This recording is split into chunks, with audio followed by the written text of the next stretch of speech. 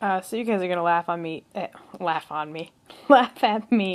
because I put the lamp on my head because it's the only way I can get the lighting in here just perfect. Here, look. Yeah, totally. But it's working, and it forces me to keep my posture straight. So I guess I'm gonna call that a plus. As you probably saw already, my blog yesterday was a little bit bummery. I woke up today feeling better about it, despite the hangover. I don't want to talk about it. Brad got me pizza, beer, and ice cream, and I needed it, so it is what it is. But I woke up today thinking, perhaps my story was a little bit too dark for the agent I sent it to. I noticed that a lot of what that person represented tended to be a little bit more on the lighthearted side. So that's what I'm going to go with, even if it's wrong, because it makes me feel better. It helps me get over it. I aspire to write darker fantasy, so if I'm going to find an agent, they need to be very much okay with that, because a lot of my books are going to end up being uncomfortable.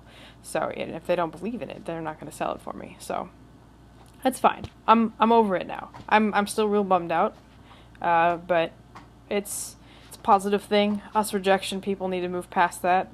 Now I'm just a normal writer who was rejected, and oh well. I had 2 queries outstanding, and Frankie and I came up with a plan, and then today I obliterated the plan again, because I logged on to Twitter today, and one of the agents that I follow, who was on my list of maybe query, had said something just kind of uplifting about, yeah, we're totally looking for new talent, don't be afraid, just query away. And I was like, okay. Thank you, agent lady. So I spent today at work sort of trying to pep myself back up, and I was like, alright, I need to get to writing. It also happened that today at work we had a computers upgrade, so the internet was down, the printers were down, our blood banking system was down, the phones were down, so there really wasn't anything at all I could do at work, and it's also a day we're closed, so the reason that we still have to do something when we're closed on Wednesdays is that I have to stock the hospital, so I still have to work even when we're closed. So I needed something to do. For a while I was reading, and then I was like, I should start writing again. I should do something. And I sat down and stared at a blank page, and nothing came to me. And I've had this problem before. It's, everyone knows what writer's block is. And I have tons of ideas, but I wasn't feeling like in love with any of them, so none of the words were coming, and I just stared at blank pages for days and days. I've been real blocked up since Saturday. Saturday I did like 10,000 words with Jory, as you saw, and other than that I have not been able to squeak out anything. I don't know what's wrong with me. A part of it was, I think, because my queries were hanging out there and I was a little nervous. Part of it was, later on, was because of the rejection, so I had trouble writing. But today I had all this free time and nothing to do, and I was like, I need to write something. And I never do this. I never do writing prompts, because I've never had problems thinking of anything to write, and to me writing prompts always seemed a little silly. Although anytime I did them in school, I did quite well with them, so I got it into my head today. I was like, I need to do a writing prompt. Of course, the internet was down, so I couldn't Google writing prompts. So what do? I text Frankie, and I said, Frankie, I need a writing prompt. Help me. The internet is down. I want to write. I'm bored. She takes a while to answer. She sends me back. I'm going to read it to you. The box held only one object, a bright blue stone that, when shook, rang like a tiny bell. And then she sent me like an apology text that says, sorry, I'm bad at this. I stare at it, and I'm like, okay. Normally I'm not a fan of the whole magical object fantasy thing, but randomly I had an idea and I just went with it. And oh my goodness, what came out as a result is beautiful. It's a little bit informal and kind of youngish, the way that it reads, but I had so much fun with it I didn't even care, and I just stuck with it. So the premise is this. I don't like that. I'm going to do it back. The premise is this. There's this tiny, elf person, and I named her Trick. because I was like, I need a name. I gotta go with one. I'm gonna call her Trick. So, and she's this tiny little elf. She's like 2 feet tall. She's not really an elf, but that's the easiest way to help you envision what she is. And she lives in a half sort of dimension where she's in our world, but sort of fizzled out of it, like off the plane.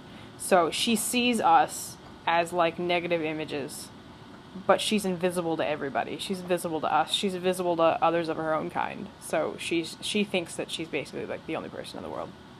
And she's adorable.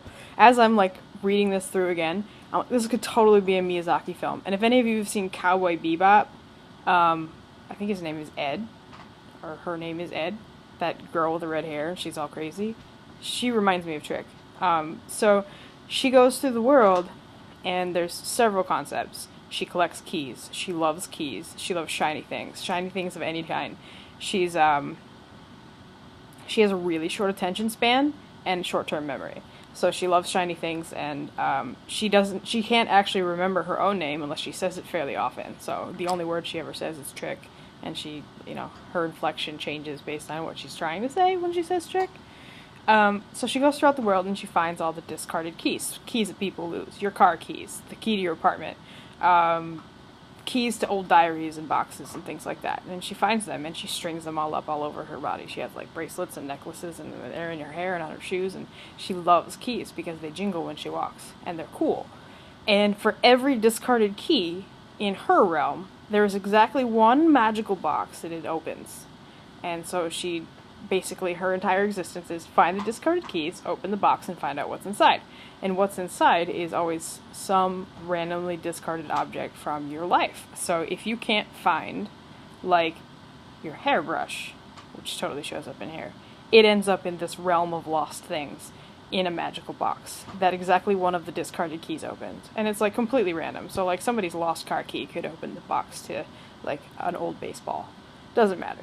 That's just, it's a very random, strange effect of this world. So she goes around and she opens up the boxes, she finds the object. The object is automatically her favorite thing. She loves it. She has no idea what it is, but she plays with it for as long as it entertains her. Once she gets bored of it, she gives it away. And somewhere in the world, there's a person who needs that thing in particular. So she goes and finds them, and other than the washed out, grayed out people that she usually sees, this person is like Technicolor rainbows and in perfectly like clear definition, so she can always find them very easily. And then she gives them the thing, and then they go back to their world, and she goes back to her quest. And it's kind of adorable. But so this stone that I haven't gotten around to writing yet, I wrote like 3,000 words of this today. It's very random. Also, fun fact, I don't ever write middle grade, but that's totally what this is, I think. So, this stone, what it's going to be this glowing, shiny blue stone that jingles when you shake it. And it makes the most beautiful sound. And Trick loves it. And she loves it more than anything she's ever found before. And so she plays with it for the longest time, and takes it everywhere, and shakes it around, and makes music with her keys, and yay stone. And then she finds the person who wants it. She wasn't trying to find the person who wants it. She just comes across the person who wants it. And suddenly she doesn't want to let it go. Which is basically what her entire existence has been. So it's going to be a little bit of her struggling with, I really want to keep this thing, but that person really needs this thing, and I don't really know what to do with it. And so yeah, that's where I'm at right now with that. Completely random and adorable, but it's got me writing, and I'm just going to stick with it. That's what you got to do. Just keep writing. I also queried a whole bunch of agents today, because I convinced myself that I had to keep trying. I'm at least going to keep trying until Frankie's done with Malevolence. Malevolence is edited, and we've baited each other thoroughly again, just in case. Because if this whole thing with the agents flops within the 8 to 10 weeks that I'm waiting to hear back from all of them, which is about how I expect will take for Frankie to finish and edit thoroughly Malevolence, because I know how long it took me. By the time she's all finished and all of these agents have come back, if I haven't heard anything positive, then her and I are going to go forward with the self-publishing thing. So we're looking at like a 2.5, 3 month time span, and then I'm moving on. So that's where we're at right now, and she's written a couple chapters, and they're great.